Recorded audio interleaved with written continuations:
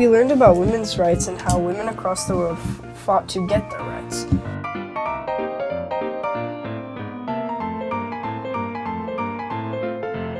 We were each given a suffragette, who is someone who fought for those rights, to research. Then we use that research to write a memoir as if we were them.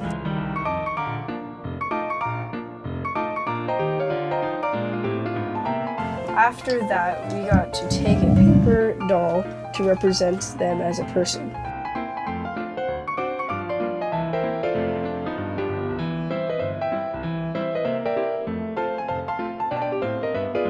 Now we will hear about one of the other suffragettes.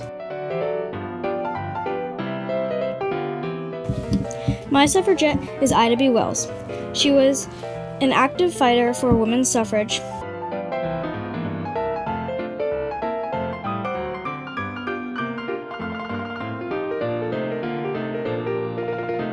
Some of her biggest accomplishments were when she wrote a newspaper article called A Red Record.